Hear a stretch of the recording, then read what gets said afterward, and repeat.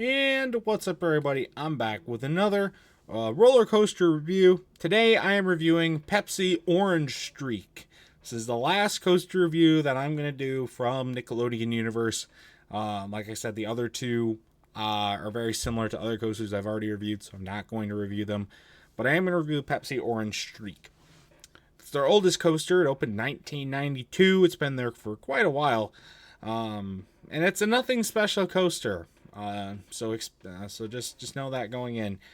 But anyways, I do have some thoughts on this ride, so let's just jump right into it, shall we?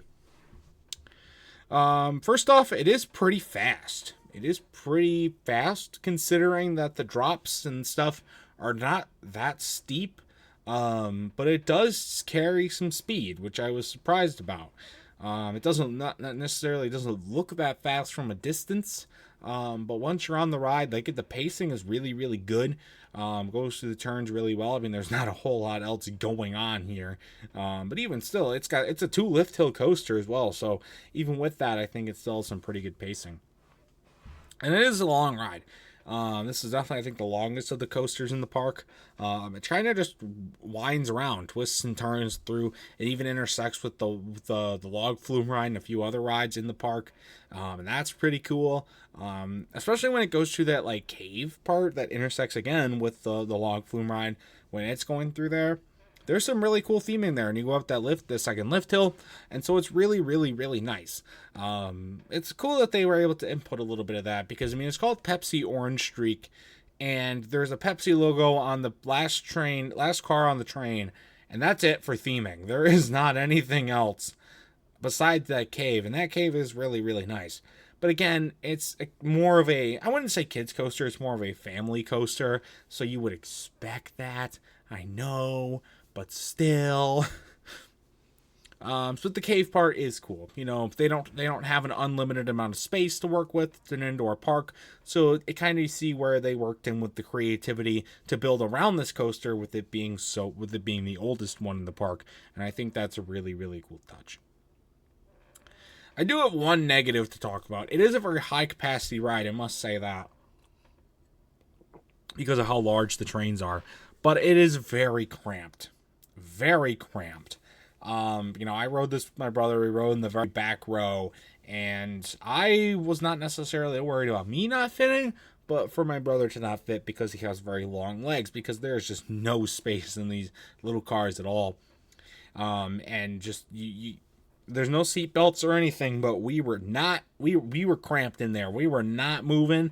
We were done. There was no way in hell we were moving out of that ride at all. Not even close to falling out or doing anything. We were pretty cramped in there, which again, it's for kids, for families mostly. We are family, but we are not kids. So it's not necessarily our demographic that they are targeting. However, like we saw a lot of dads that couldn't ride, and that's kind of what I talked about in the review, is like there was a couple people that couldn't ride, but they had to scan their wristbands. So do you give them a refund on the points because they couldn't actually ride the ride, or do you not? It's a very difficult thing. Do you give them the points? Do you not? What's the big deal here?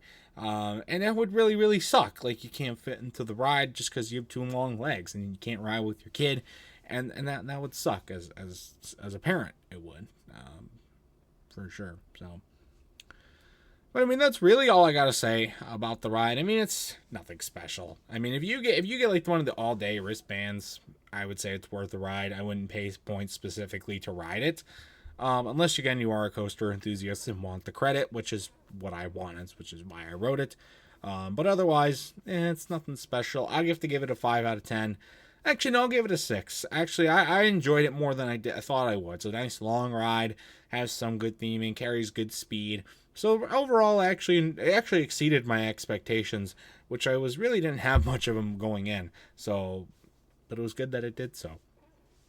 But anyways, that's going to do for this review, and that's it for all the Nickelodeon Universe coaster reviews too. So I hope to eventually, that's probably going to be done for my 2024 coasters. I hope to ride some more in 2025. I probably will at least get 1 or 2 new credits, but So that should be pretty fun, I will say. But anyways, that's going to do it for this here coaster review. So if you have ridden the Pepsi Orange Streak, I'd love to know your thoughts about it in the comment section down below. And what coasters should I try and make a priority in 2025? I'd love to hear some recommendations in the comment section down below. But anyways, that's going to do it for this video. Stay tuned for much more amazing content. Hopefully some more coaster reviews, like I said, in the future. But other awesome stuff as well. And until next time, see you guys later. Goodbye.